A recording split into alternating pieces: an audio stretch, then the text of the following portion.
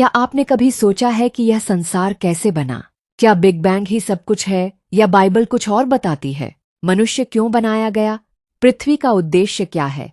और आखिर परमेश्वर ने 6 दिनों में क्या क्या बनाया? आज हम बाइबल की पहली पुस्तक उत्पत्ति के पहले अध्याय का गहराई से अध्ययन करेंगे। ये केवल सृष्टि की कहानी नहीं, बल्कि आपके और मेरे जीवन की शुरुआत का उत्तर है।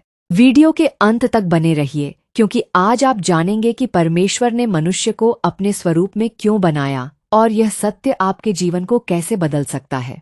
यदि आप पहली बार हमारे चैनल पर आए हैं तो चैनल को सब्सक्राइब करें और वीडियो को लाइक करें, ताकि परमेश्वर का वचन अधिक लोगों तक पहुंच सके।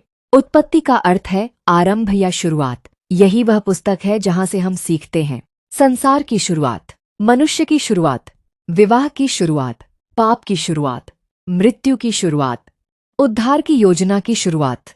परंपरागत रूप से इस पुस्तक का लेखक मूसा माना जाता है। उत्पत्ति केवल इतिहास नहीं है, ये हमें बताती है कि हमारा अस्तित्व संयोग नहीं, बल्कि परमेश्वर की योजना का परिणाम है। अध्याय 1। बाइबल की पहली पंक्ति कहती है, आदि में परमेश्वर ने आकाश और पृथ्वी की सृष्टि की। ये एक बहुत गहरा सत्य है। बाइबल यह साबित करने की कोशिश नहीं करती कि परमेश्वर है। वह सीधे घोषणा करती है कि शुरुआत में परमेश्वर पहले से मौजूद था। इस संसार की हर वस्तु का आरंभ है, लेकिन परमेश्वर का कोई आरंभ नहीं। वह अनादि और अनंत है। अगली आयत कहती है कि पृथ्वी सूनी और सुनसान थी, हर जगह अंधकार था। परमेश्वर का आत्मा जल के ऊपर मंडरा रहा था। यह हमें दिखाता है कि जहां मनुष्य को अंधकार दिखाई देता है, वहां भी परमेश्वर कार्य कर रहा होता है। कई बार हमारे जीवन में भी सब कुछ खाली और बिखरा हुआ लगता है, लेकिन यदि परमेश्वर का आत्मा हमारे साथ है तो नई शुरुआत संभव है। पहला दिन, प्रकाश। परमेश्वर ने कहा, उजियाला हो, और उजियाला हो गया। ध्यान दीजिए, परमेश्वर ने किसी उपकरण का उपयोग नहीं किया, उसने केवल कहा। उसके वचन में सामर्थ्य है। यही कारण है कि आज भी परमेश्वर का वचन हमारे जीवन का अंधकार दूर कर सकता है। यीशु ने भी कहा, मैं जगत की ज्योति हूँ। जब यीशु हमारे जीवन में आते हैं तो पाप, भय और निराशा का अंधकार दूर होने लगता है। दूसरा दिन, आकाश। परमेश्वर ने ऊपर और नीचे के जल को अलग किया, आकाश बनाया। यह व्यवस्था का कार्य था। परमेश्वर अव्यवस्था का नहीं, व्यवस्था का परमेश्वर है। यदि हमारे जीवन में भी सब कुछ उलझा हुआ है तो परमेश्वर उसे व्यवस्थित कर सकता है। तीसरा दिन, भूमि और वनस्पति। अब परमेश्वर ने समुद्र और भूमि को अलग किया। सूखी भूमि प्रकट हुई।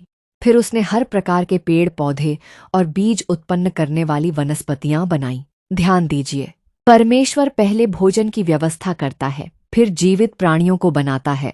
वह हमारी आवश्यकताओं को पहले से जानता है। चौथा दिन, सूर्य, चंद्रमा और तारे।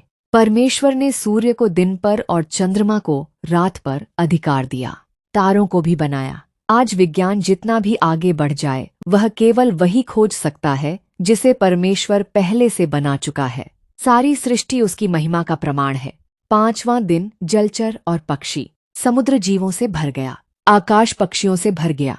परमेश्वर ने उन्हें आशीष दी, फलो और बढ़ो। हम देखते हैं कि परमेश्वर केवल बनाता ही नहीं, बल्कि आशीष भी देता है। छठा दिन, पशु और मनुष्य। ये सबसे महत्वपूर्ण दिन था। परमेश्वर ने विभिन्न प्रकार के पशु बनाए। फिर उसने कहा, आओ हम मनुष्य को अपने स्वरूप में बनाएं। यह वचन मनुष्य की विशेषता को दर्शाता है। मनुष्य किसी दुर्घटना का परिणाम नहीं है, वह परमेश्वर की विशेष रचना है। परमेश्वर ने मनुष्य को बुद्धि, नैतिकता, प्रेम, निर्णय लेने की क्षमता और अपने साथ संबंध रखने की योग्यता दी। इसीलिए प्रत्येक मनुष्य मूल्यवान है। जाति, भाषा, रंग या देश चाहे कोई भी हो, हर मनुष्य परमेश्वर के स्वरूप में बनाया गया है। मनुष्य को दिया गया उत्तरदायित्व। परमेश्वर ने मनुष्य से कहा, पृथ्वी को भरो, उस पर अधिकार करो, उसकी देखभाल करो। इसका अर्थ शोषण नहीं, बल्कि जिम्मेदार प्रबंधन है। यदि हम प्रकृति को नष्ट करते हैं तो हम परमेश्वर की दी हुई जिम्मेदारी की उपेक्षा करते हैं। सातवीं बात, परमेश्वर ने देखा कि सब बहुत अच्छा है। हर दिन के अंत में परमेश्वर ने देखा कि जो उसने बनाया वह अच्छा है। लेकिन मनुष्य के बनने के बाद उसने कहा, यह बहुत अच्छा है। इससे पता चलता है कि मनुष्य परमेश्वर की सृष्टि का सर्वोच्च भाग है। परमेश्वर आपको आशीष दे। आमीन।